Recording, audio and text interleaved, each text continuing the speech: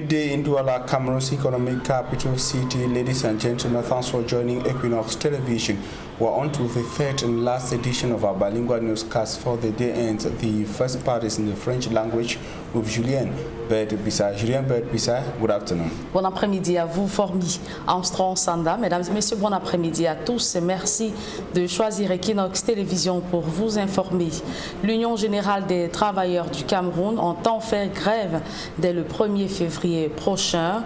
Le préavis de grève adressé au Premier ministre parle de dénonciation de nombreuses violations des droits des travailleurs dans divers secteurs d'activité. À Cyril pour plus de précisions. Dès le 1er février 2021, les travailleurs de divers secteurs d'activité au Cameroun pourraient entrer en grève. Le préavis déposé sur la table du Premier ministre, chef du gouvernement, est annoncé par l'Union générale des travailleurs du Cameroun. Nous avons déposé une déclaration de préavis de grève sur la table du gouvernement. Une grève qui devra commencer le 1er février 2021. Parce que les travailleurs rencontrent des problèmes. Lorsque les travailleurs rencontrent des problèmes et que vous les avez présentés à qui des droits et qu'on n'a pas donné de solution, on grève. La grève, c'est pour ça. Au soutien de sa démarche, l'UGTC cite les nombreuses violations des droits des travailleurs, notamment la non-régularisation de la situation des ex-temporaires de la fonction publique, le mauvais traitement des retraités, le non-reversement des cotisations sociales à la CNPS, la violation de la liberté syndicale, le licenciement des délégués du personnel, entre autres. Certains ministères et administrations publiques et privées excellent dans ces dérives. Nous avons le MIFOPRA, nous avons le ministère du Travail, nous avons le ministère de la Justice, nous avons le ministère des Finances et le MINIMIC, nous avons le CONSUPE qui est concerné, nous avons le MINUSIP qui est concerné, nous avons le ministère de la Santé qui est aussi concerné, nous avons le secteur bancaire qui est concerné, nous avons le chantier naval qui est concerné, nous avons la Campost qui est concernée. Donc, vous voyez, c'est plusieurs secteurs d'activité. Mais il se pourrait finalement que la grève annoncée n'ait pas lieu. À peine avoir reçu le préavis, le gouvernement se montre disposé à négocier.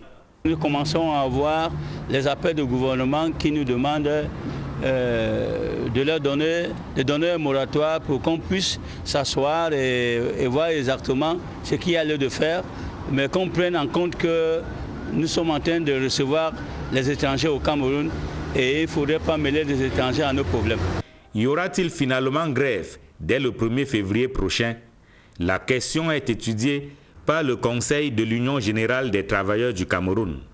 Les travaux se tiennent à Yaoundé. La lutte contre l'insécurité, le combat contre le désordre urbain et la culture de la paix pour la promotion, le bien-être des populations, voilà quelques défis qui attendent le nouveau sous-préfet de Konsamba Premier qui vient à peine de prendre fonction. On voit tout cela dans ce reportage de Cyril Diba, Isabelle Carole Zoubed. Les défis sont énormes pour Ousmane Daouda, sous-préfet de Konsamba Premier, qui vient d'être officiellement installé à ses fonctions. Entre la lutte pour la préservation de la paix, l'insécurité, le trouble à l'ordre public entre autres, le nouveau sous-préfet de Konsamba Premier a du pain sur la planche pour améliorer les conditions de vie des populations qui ont soif de développement. Nous avons présenté la ville de Konsamba et ses réalités au nouveau sous-préfet qui est certainement à la hauteur de la tâche puisque la très haute hiérarchie l'a choisi pour venir commander en Konsamba et pour venir poursuivre tous les grands chantiers commencés par son prédécesseur et initiés par son Excellence Paul Biya. Cette cérémonie de passation de commandement a été l'occasion de rendre un vibrant hommage au sous-préfet sortant pour ses précieux et loyaux services rendus aux populations dans des conditions pas toujours aisées. Avec l'intime honneur de recevoir l'administration civile principale Garba Bakari, le grand commis de l'État, pétri d'une expérience avérée, en prenant le commandement, avait sur ses épaules le poids de l'engagement de confirmer à travers sa façon d'être et d'agir, tout le bien que la nation et à travers elle, le chef de l'État pensait de lui. Il avait la responsabilité de situer les uns et les autres sur la force de son expérience. Il a fait son temps. Merci, monsieur le sous-préfet sortant. À peine a-t-il pris fonction qu'il rassure déjà à Konsamba Premier de faire de ce territoire un véritable cadre de vivre ensemble. Et nous comptons nous donner à fond pour que Konsamba et les populations de Konsamba Premier puissent vivre dans la paix, dans la tranquillité et afin que le développement soit promu dans cet arrondissement. C'est au pied du mur que le maçon sera jugé. La majorité d'entreprises de la région de l'Ouest Cameroun ont du mal à se faire payer suite aux nombreuses tracasseries dont elles sont victimes au quotidien. C'est ce qui ressort de la dernière session du comité départemental de suivi participatif de l'exécution physico-financière du BIP 2020 tenu à l'Ouest. D'autres précisions dans ce reportage de Jérôme Narcisse Sobzi. L'exécution de l'investissement public du département d'Undé, rendue à la 4e et dernière session du comité de suivi du budget d'investissement public pour l'exercice 2020, affiche un taux de réalisation physique de 96,80%. Ce chiffre a été communiqué vendredi dernier par l'honorable Jacqueline Tchania-Rêve, présidente du comité départemental de suivi participatif de l'exécution physico-financière du BIP 2020 dans le département d'Undé. J'exhorte, j'ai pris tous mes collaborateurs, j'ai pris le délégué, les maires et les ingénieurs, que nous multiplions nos forces pour que l'année 2021, nous passons à 100%. L'on se serait attendu à une baisse considérable, eu égard au contexte actuel, marqué par la pandémie du coronavirus, qui affectait particulièrement les activités socio-économiques. Pour M. Tchatouania Magloire, délégué départemental du Minepat pour l'Undé, cette performance, qui a d'ailleurs classé le département d'Undé en tête dans la région de l'Ouest, en termes d'exécution de l'investissement public, est le résultat d'un travail en synergie entre les différents acteurs impliqués dans ce maillon. Malgré cette performance de 96,80% obtenue par le département d'Undé au terme de l'exercice 2020, l'on constate malheureusement que les entreprises continuent de tirer le diable par la queue dû au lenteur de paiement de leurs décomptes. On s'est dit aussi qu'il était difficile pour une entreprise qui a perdu 4 mois, 6 mois sur le terrain. On n'arrive pas à le payer aussi rapidement parce qu'il y a une certaine inadéquation entre le taux de 97% de réalisation que nous avons et le taux de liquidation des dépenses. Donc il y a beaucoup de retard au niveau de la liquidation. Il est rappelé que sur 104 projets qu'avait bénéficié le département d'Undé au début de l'exercice 2020, à ce jour, 9 projets seulement sont encore en attente de réception.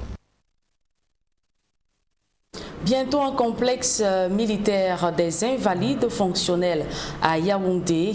L'édifice en pleine construction vient de recevoir la visite du ministre de la Défense. Joseph Betty Assomo se dit satisfait de l'évolution des travaux, tout comme ceux du tribunal militaire. D'autres précisions dans ce reportage de Rodrigue Ngassi, Marcelin Gonçalves. Sur le site situé à proximité du ministère de la Défense, une cinquantaine d'ouvriers, parmi lesquels 15 militaires, sont à pied d'œuvre. Ils travaillent à la construction du complexe militaire des Invalides, pensé par le haut commandement et réalisé depuis 3 mois par le génie militaire. Nous aurons une entrée à cette extrémité, donc entre ce bâtiment et l'autre, nous aurons une entrée. Au jour d'aujourd'hui, nous sommes à environ 30% d'avancement des travaux. Lesquels travaux ont démarré au mois d'octobre dernier et vont s'achever dans 24 mois à partir de la date de démarrage. Pour ce policier logé ici, donc nous aurons une entrée là, nous aurons une deuxième entrée. Dans 21 mois, à la fin des travaux, les blessés de guerre auront désormais un cadre approprié pour leur prise en charge. Il sera utile pour tous les militaires. Il est certes placé à l'hôpital militaire de Yaoundé, mais il est appelé à recevoir tous les blessés de guerre qui viennent des théâtres sur le plan national et à l'extérieur. Il en est de même des civils qui peuvent être victimes des exactions et qui ont reçu des balles. On pourra également les intégrer dans ce complexe. Bâti sur environ 8400 mètres carrés, le complexe des Invalides comprend pas moins de 5 zones, dont la zone de soins et de suivi, celle dédiée à la détente, une zone connexe, un espace pour les études et les recherches, puis un cadre dédié aux expositions, comprenant notamment un musée. Ce complexe a une capacité d'accueil et d'hébergement de 325 places et s'inscrit dans le cadre de l'amélioration de la prise en charge des soldats blessés. Comme vous le savez, à l'hôpital, on est traité, l'urgence est levée. Mais si on est polyfracturé, polyblessé, si on a plusieurs handicaps où il faut beaucoup de temps, où il faut plusieurs intervenants, les psychologues, pour traiter le stress post-traumatique, des accompagnateurs multiples, la kinésithérapie, c'est pour cela qu'il fallait que ceci soit fait. Nous sommes heureux et je crois qu'ici en Afrique centrale, c'est le premier complexe de cette envergure et qui fera en sorte que le soldat, où qu'il se trouve, sache que la ligne de prise en charge du front jusqu'à l'arrière est assurée. Après le complexe militaire des Invalides, le ministre de la Défense a mis le cap sur Ngouaekele, où le futur siège du tribunal militaire sort progressivement des terres. La justice militaire en général et le tribunal militaire de Yaoundé est comme la vitrine de la justice dans notre pays au regard de la qualité même des dossiers qui sont traités dans ces juridictions. Nous avons proposé à la hiérarchie militaire de construire un palais de justice digne de ce nom et Dieu merci, ils ont validé et c'est ce que nous sommes en train de faire. Bâti sur une superficie de 4000 m², l'édifice ultra moderne comprend plus de 40 bureaux, 2 salles d'audience de 60 et 360 places, une salle de réception pour les avocats, un parking et autres restaurants. Les travaux qui ont été passés en revue par Joseph Béti à Sommo se déroulent à un rythme satisfaisant. Prenons à présent les nouvelles au-delà de nos frontières. Processus de paix et de stabilisation au Mali. Le secrétaire général adjoint aux opérations de paix de l'ONU en visite dans le pays. Jean-Pierre Lacroix a été accueilli hier après-midi par le docteur Madou Diallo, directeur des organisations internationales du ministère des Affaires étrangères. Jean-Pierre Lacroix va s'entretenir avec les autorités maliennes, la société civile et les acteurs et partenaires internationaux engagés dans le processus de paix dans ce pays.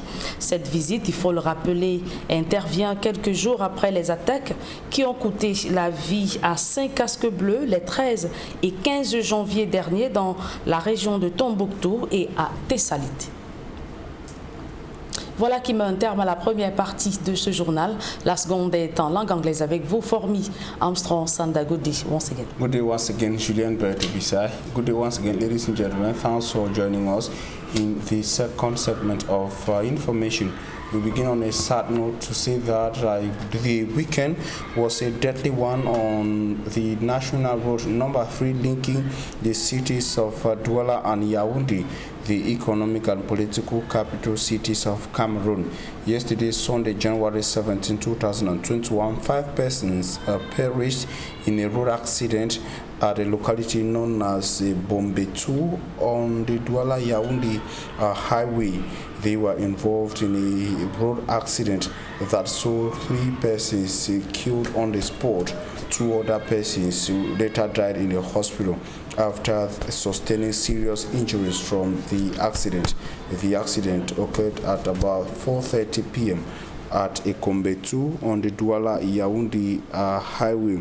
It should be recalled that local sources indicate that the accident was a head-on collision between 2 vehicles, that is a minibus and a private Toyota vehicle, coming from opposite directions.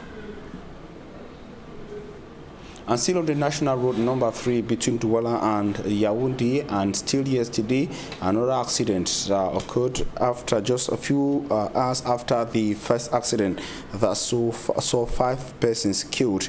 The second accident involving a 70-seater bus of the Global Voyage Interurban Transport Agency and the private vehicle transporting individuals to Yaoundé collided, and 6 persons were killed on the spot. Other persons severely wounded were rushed to hospitals within the Sanaga Maritime Division of the Ditwa region of Cameroon. The private vehicle collided with the 70-seater bus of the Global Voyage Interurban Transport urgency. The two accidents all occurred yesterday on the National Road number 3 between Douala and Yaoundé.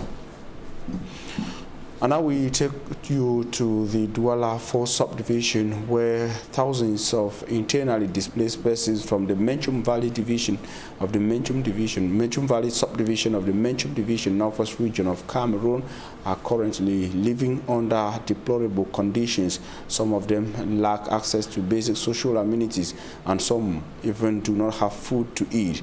And they have been surviving recently through efforts of some youth of the Menchum Valley subdivision who grouped themselves together in Bonaberry to see how they can better help their brothers and sisters displaced by the armed conflict rocking the northwest and southwest English-speaking regions of Cameroon. Inosenaze.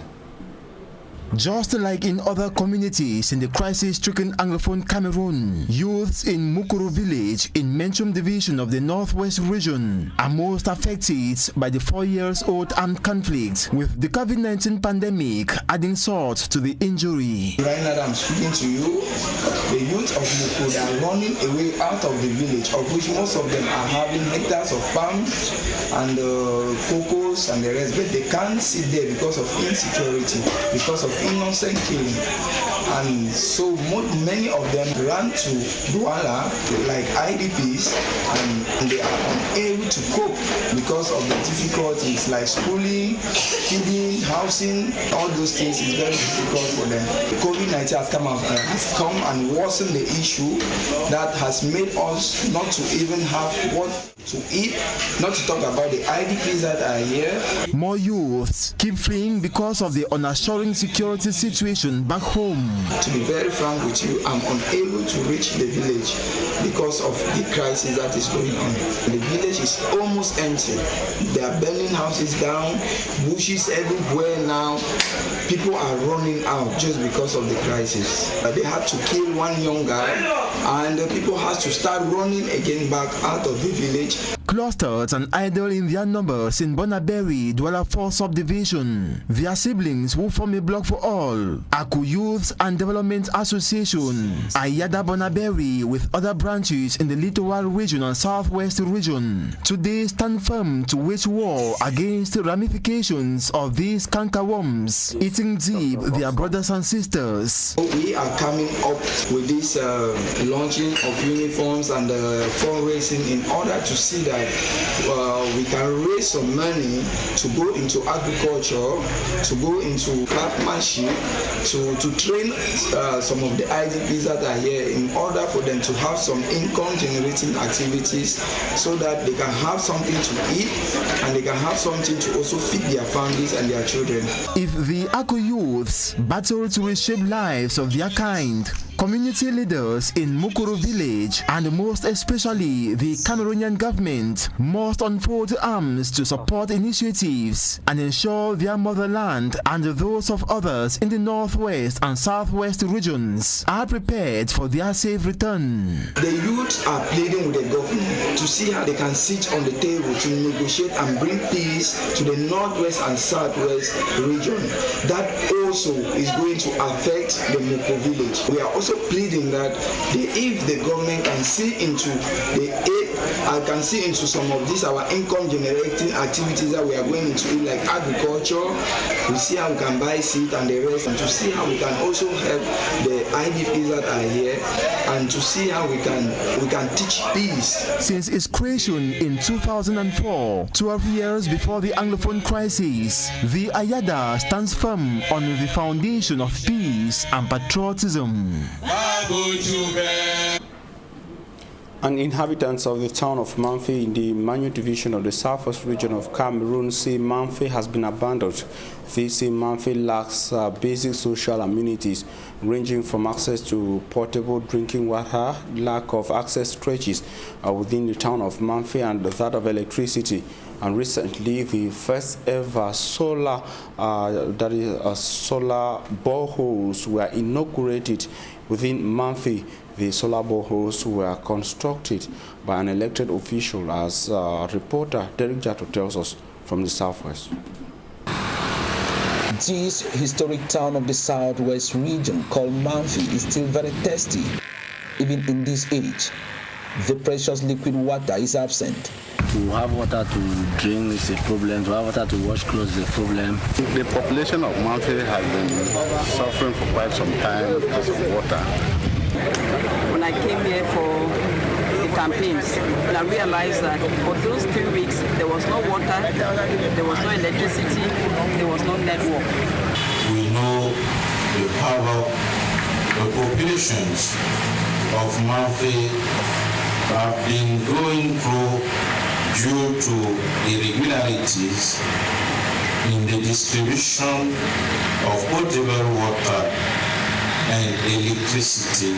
And it is not as if efforts have not been made to rescue the situation, but unfortunately, all strives to supply water to the people of Manfi have been collapsing consistently. The unstable nature of electricity is blamed here. This water problem was caused by the absence of electricity. Because there's no water, when there's no light, there's no water, so it affects us a lot. Having a good reason why something has not been done does not solve the said problem. There must be a way out on how to provide water to this divisional headquarters of Manu Division. I discovered that the most important thing was to provide water.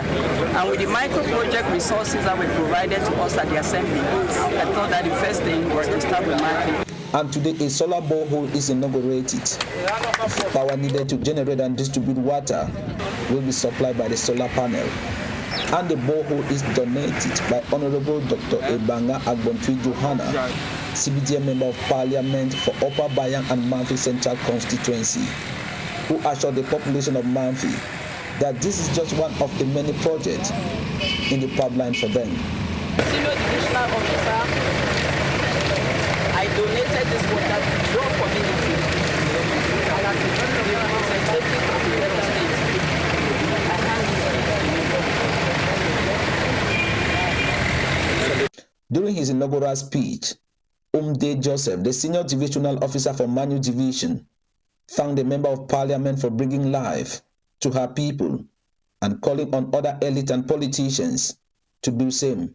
I call upon all the elites, the living forces of Manu, to do the same. Showing appreciation, the Manfi population begged Honorable Dr. Ebanga Agbontui Johanna to continue in order to give Manfi, which has almost been brought to its knees by the war in the Anglophone regions, the much needed developmental rebirth. Dauda Usmanu is the new divisional officer from Konsamba 1 subdivision in the Mungu division of the Littoral region of Cameroon.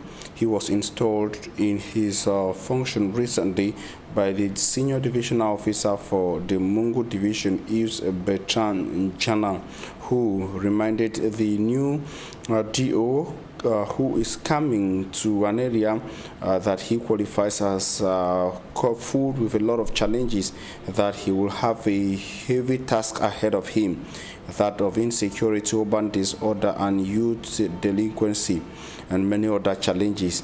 He is also expected to carefully work with the people in order to handle the situation and the needs to improve peace and living together amongst inhabitants of the Cosmopolitans and Konsamba 1 subdivision. Usmanu Dauda, the new DO on his part, promised to work in collaboration with the local population to implant peace, tranquility, social cohesion, and pilot development within Konsamba 1 subdivision. And from Konsamba, we take you back to the southwest region of Cameroon, not to the Manu, but to the Indian division, where the new deputy mayor for the Mundemba Council has been commissioned into office. In the installation ceremony chaired by the senior divisional officer for the Indian division, Fohan Lawrence, it was revealed that the former deputy mayor fell short of Article 144 of the law on territorial collectivities. Details with Derek Jato from Boya. This is my paper. Vote for me. Why are these councillors of the Mundimba Council heading back to the poll for the election of the second deputy mayor 11 months after the municipal elections in Cameroon. The law on local collectivities and regional authorities was not well explained to the councillors before the election of the mayor. The second deputy mayor, now former, fell short of the law number 2019/024 of 24 December 2019, instituting the regional and local code as spelled out in Chapter 2, Obligation of Residency, Section 144, subsection 1 and 2, which state that members of the executive of the local authority shall be bound to reside in the local authority headquarters. The obligation of residency here meant the obligation to effectively reside in the territory of the local authority, and that was absent in the case of the second deputy mayor of Mundemba. January 5, 2021, the supervisory authority of councils in Indian Division notified the appropriate quarters of the floors and called the attention of the mayor to convene an extraordinary session. And 10 days later, this is it, the extraordinary council session for the election of the second deputy mayor of the Mundemba Council, as backed by section 229, subsection 1 of the said code. And from among the councillors, 2 candidates went in for the election, and Mrs. Charity Mbenda was elected as the new second deputy mayor of the Mundemba Council. I will support the mayor and the first deputy to see that the activities and the well-being of the municipality moves ahead smoothly. I want to wish you the support of the supervisory authority. Of course, you are placed under the authority of the mayor. The election was not only to fill this space, but also to fulfill the law. That report from Derek Jato brings us to the end of the midday news on Equinox Television. We thank you for your keen attention. Julien Bedbissa and I will be back here tomorrow at 7 a.m. God willing, Julien, see you tomorrow at 7 a.m. Rendez-vous est donc pris pour demain, Formy Armstrong Sanda, 7h s'il plaît à Dieu. Mesdames et messieurs, merci d'avoir été des nôtres. Retrouvez dans quelques secondes Flavien Valondongo et toute son équipe pour votre quotidien santé.